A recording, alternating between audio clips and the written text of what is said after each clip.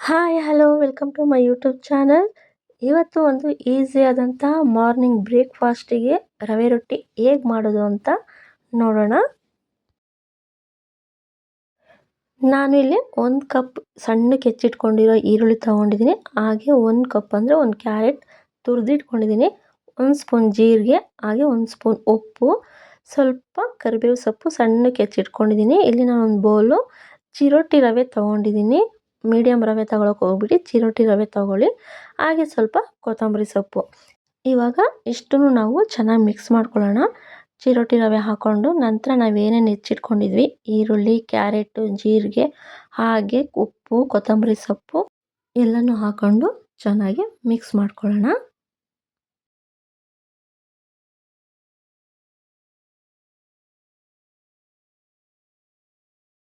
ಇಷ್ಟನ್ನು ಇವಾಗ ಚೆನ್ನಾಗಿ ಮಿಕ್ಸ್ ಮಾಡ್ಕೊಳ್ಳೋಣ.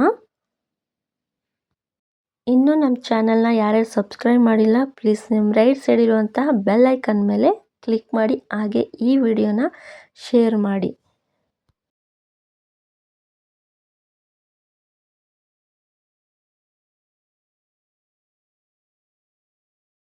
ಎಲ್ಲ ಮಿಕ್ಸ್ ಮಾಡ್ಕೊಂಡಾದ್ಮೇಲೆ ಸ್ವಲ್ಪ ನೀರು ಹಾಕ್ಕೊಂಡು ಫಸ್ಟು ಕಲಿಸ್ಕೊಳ್ಳಿ. ತುಂಬ ನೀರು ಹಾಕ್ಕೊಳಕ್ಕೆ ಹೋಗ್ಬೇಡಿ. ಈರುಳ್ಳಿ ಹಾಕಿರೋದ್ರಿಂದ ನೀರು ಬಿಡೋ ಚಾನ್ಸಸ್ ಇರುತ್ತೆ. ನೋಡಿಕೊಂಡು ನೀರು ಸ್ವಲ್ಪ ಸ್ವಲ್ಪ ಹಾಕ್ಕೊಂಡು ಕಲಿಸ್ಕೊಳ್ಳಿ.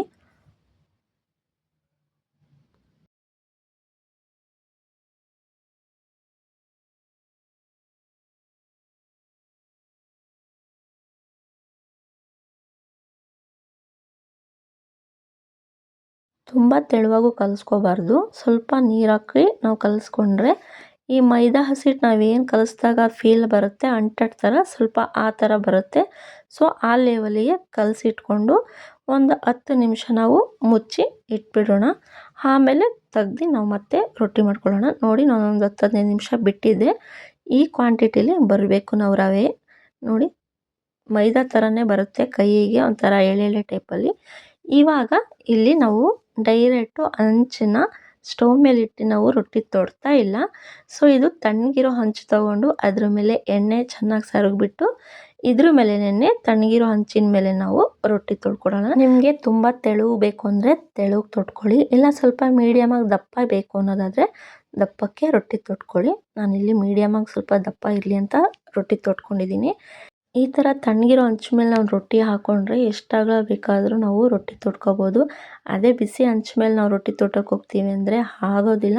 ಸೊ ಈ ಥರನೂ ಒಂದ್ಸಲ ಟ್ರೈ ಮಾಡಿ. ನಮ್ಗೆ ಎಷ್ಟು ಅಗಲ ಬೇಕು, ಎಷ್ಟು ತೆಳು ಬೇಕು ಅಷ್ಟಾಗಲ ನಾವು ಮಾಡ್ಕೋಬೋದು.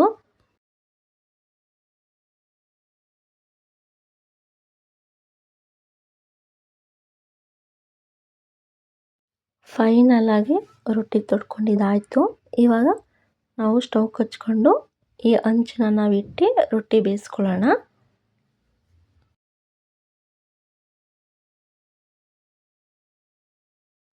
ಇವಾಗ ಇದ್ರ ಮೇಲೆ 1 ಸ್ಪೂನ್ ಎಣ್ಣೆ ಹಾಕ್ಕೊಳ್ಳೋಣ. ಎಣ್ಣೆ ಹಾಕ್ಕೊಂಡೋದ್ಮೇಲೆ ನಾವು ರೊಟ್ಟಿನ ಒಂದು ತಟ್ಟೆ ಮುಚ್ಚಿ ನಾವು ಕ್ಲೋಸ್ ಮಾಡೋಣ. ನಾವು ತಟ್ಟೆ ಕ್ಲೋಸ್ ಮಾಡಾದ್ಮೇಲೆ ಒಂದು 2 ನಿಮಿಷ ಬಿಟ್ಟು ನಾವು ತಟ್ಟೆನ ವಾಪಸ್ ತೆಗಿಯೋಣ. ನೋಡಿ ಒಂದು ಸೈಡು ರೊಟ್ಟಿ ಈಗ ಆಲ್ರೆಡಿ ಬೆಂದಿದೆ. ಇವಾಗ ಮಡ್ಚಿ ಹಾಕ್ಕೊಳ್ಳೋಣ.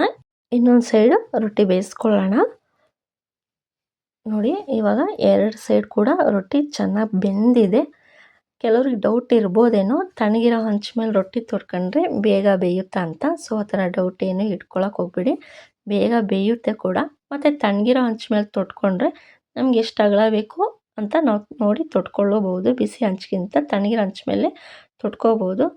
ಸೂಪರ್ ಕಾಂಬಿನೇಷನ್ ಅಂತ ಹೇಳಿದ್ರೆ ಕಾಯಿ ಚಟ್ನಿ ತುಂಬ ಚೆನ್ನಾಗಿರುತ್ತೆ ರವೆ ರೊಟ್ಟಿಗೆ. ಸೊ ಇದಕ್ಕೆ ಸಬ್ಬಕ್ಕಿ ಸೊಪ್ಪು ಬೇಕು ಅಂದರೂ ನೀವು ಆ್ಯಡ್ ಮಾಡ್ಕೊಳ್ಳಿ. ಮಕ್ಳಿಗೆ ತುಂಬ ಖುಷಿಯಿಂದ ತಿಂತಾರೆ.